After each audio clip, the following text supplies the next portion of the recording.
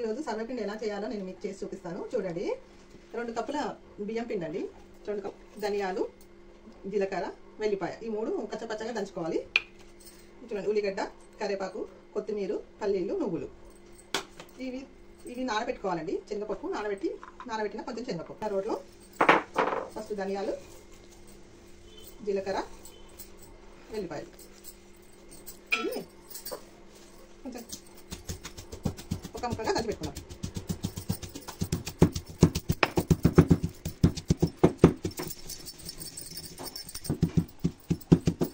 మనం దంచి పెట్టుకున్న జీలకర్ర, ధనియాలు, వెల్లిపాయలు ఇవి దీంట్లో వేసి కలపాలండి. అలాగే ఉల్లిగడ్డ, కరివేపాకు, కొత్తిమీర, పల్లీలు కూడా కొంచెం కచ్చపచ్చగా దంచుకొని వేసుకుంటే బాగుంటుందండి. చూడండి, నేను కచ్చపచ్చగా దంచేస్తాను. కానీ 2 సార్లు ఇలాగనేసి బాగుంటుంది. అది పెద్ద కాకుండా చిన్న చిన్న ఉంటుంది. అంతేనండి, కొంచెం ఇలా దంచేసుకొని ఈ పల్లీలు కూడా వేసుకోవాలి.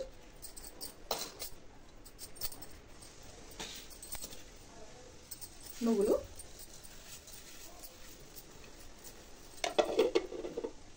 నానబెట్టుకున్న శనగపప్పు అండి, ఇది మంచిగా ఉంటుంది. నానబెట్టిన శనగపప్పు. ఇప్పుడు దీంట్లో మనం కొంచెం సాల్ట్, రుచికి తగ్గట్టు సాల్ట్ వేసుకున్నాం. అలాగే 1 స్పూన్ కారం, కొంచెం పసుపు, ఇవన్నీ మిక్సీ తీసుకుందాం మనం.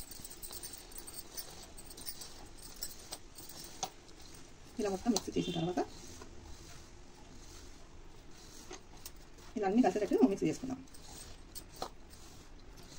చూడండి, ఇలా మొత్తం మిక్స్ అయిన తర్వాత వాటర్ వేసి కలపాలి. కొంచెం కొంచెం వాటర్ వేసుకోవాలి, ఎక్కువ వేస్తే మొత్తం అలా లూజ్ అయిపోతుంది. కొంచెం కొంచెం వాటర్ వేసుకుంటూ ముద్దలా కలుపుకోవాలి.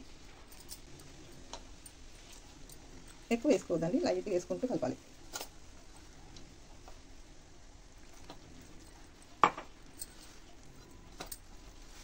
ఇలా శనగపిండి మొత్తం కలుపుకోవాలండి. ఇలా బియ్యపిండి ఇవన్నీ వేసుకున్నాం కదా, ఇవన్నీ మంచిగా ఇలా కలుపుకోవాలి. మనం ఇప్పుడు టేస్ట్ చూసుకున్నాం, ఎందుకంటే ఉప్పు తక్కువ ఉంటే ఇప్పుడే అడ్జస్ట్ చేసుకోవచ్చు. ఉప్పు కొంచెం తక్కువ ఉంది, నేను వేస్తున్నా కొద్దిగా. ఇప్పుడు ఈ పిండి ఇట్లా ముద్దలా చేసుకున్నామండి. మనం ఈ పిండి ముద్దలా చేసుకొని, ఇప్పుడు ఈ ముద్దలా చేసుకున్నాం కదండి, కొంచెం ఒక ముద్ద తీసుకొని ఇలాగా ఒక కడాయి తీసుకోవాలి. కడాయి తీసుకొని దీంట్లో ఆయిల్ వేసుకోవాలి. ఆయిల్ కొంచెం ఎక్కువ వేయాలి, ఎందుకంటే ఇది మొత్తం దాంట్లోనే ఉడుకుతుంది కదా.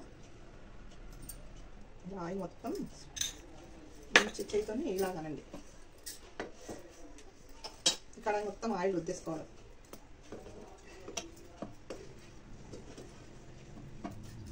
రుద్దుకొని ఇలా ఒక ముద్ద తీసుకొని ఇలా కొంచెం కొంచెం ఒత్తాలి. అన్నీ సమానంగా వచ్చేటట్టు ఒత్తుకోవాలి. ఇలా అంతా సమానం రావాలి. మనం ఇలా ఒత్తుతుంటే మనకు అర్థమైపోతుంది ఎక్కడ ఎక్కువ ఉంది తక్కువ ఉంది. ఇలా ఒత్తుతుంటే అర్థమైపోతుంది. ఇలా సమానంగా ఒత్తుకోవాలి. మనకి ఎక్కడన్నా దొడ్డుగా అనిపిస్తే ఇలా ఒత్తేసుకుంటే సమానంగా అయిపోతుంది. ఇలా ఒత్తుకున్న తర్వాత హోల్స్ పెట్టుకోవాలి. ఇలా కొంచెం ఆడొకటి ఈడొకటి ఇట్లా హోల్స్ పెట్టేసుకుంటే దీంట్లో నూనె పోసుకుంటాం. ఇలా హోల్స్ పెట్టుకొని దాంట్లో నూనె పోసుకుంటాం.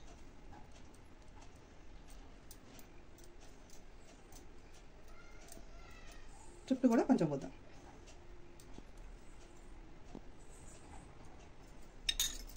ఇప్పుడు స్టవ్ అంట పెట్టుకుందాం. స్టవ్ అంట పెట్టుకొని కడాయిని ఇలా పెట్టేసుకోవాలి. సిమ్లో పెట్టుకోవాలండి, స్పీడ్గా పెట్టాలి. కొంచెం మీడియం ఫ్లేమ్లో పెట్టుకొని దానిపైన మూత పెడదాం. ఇప్పుడు ఇవన్నీ వేసుకున్నాక మూత పెట్టేసుకుందాం. ఇలా మూత పెట్టేసుకున్నాము. పెట్టుకొని 8 to 10 minutes సిమ్లో పెట్టుకొని ఉడికిద్దాం.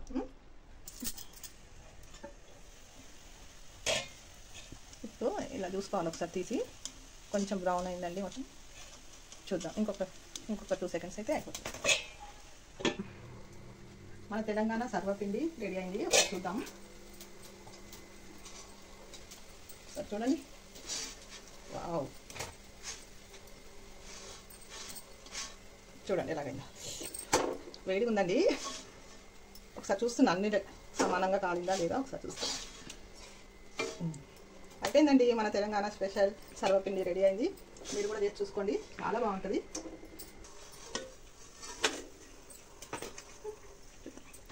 చూడండి తెలంగాణ సర్వపిండి చూడండి ఎంత బాగుంది.